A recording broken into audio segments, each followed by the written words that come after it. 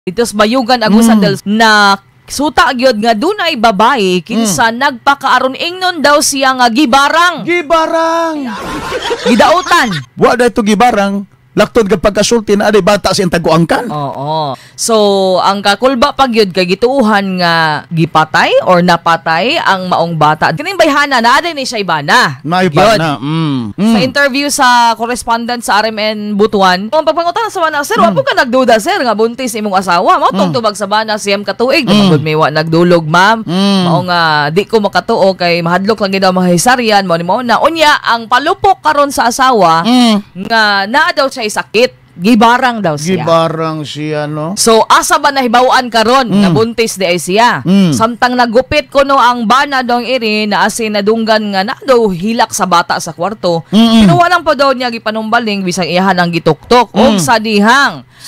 After few hours, nakita na dito sa lugar, kwarto nga diin tuay ang asawa, dunay mga, excuse me, sa mga namahaw karon na ay mga lama-lama sa dugo dong iri. Og miingon ang asawa. Uy! Nanganak day. Naglibor day.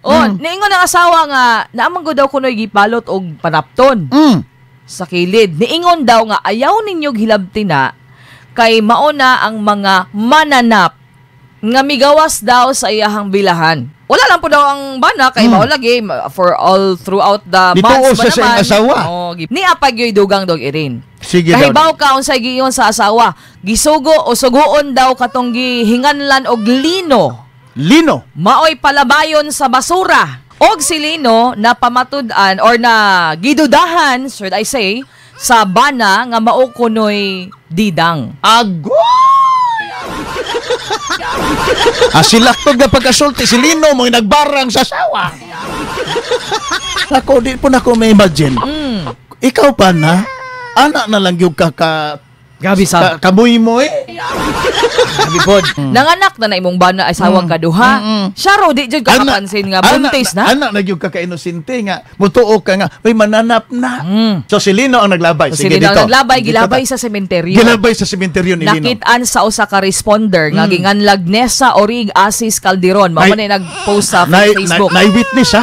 Nay-witness. Mao ni siya unya. Ang kagol dong irin gibutang sa bag nga itom ang bata. Okay. Unya sorry excuse me good sa mga medyo sensitive ni.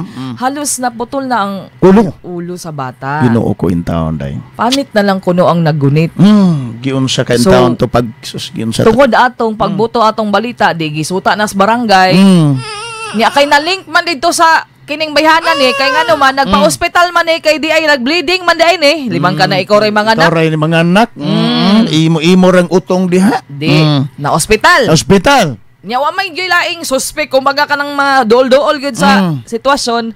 Mo na nga niingon na lang bana dong irin. Nagduda daw siya nga ang gipalabay sa iyang asawa sa basurahan nga bata di ay maoy nakapamapdos sa iyahang asawa. Busa ni hangyo na lang taon ang bana. Ngaon sa day? Nga muangko na lang silang duha. Tanawa ra. Mauna Stilan taon, magkakasama taon.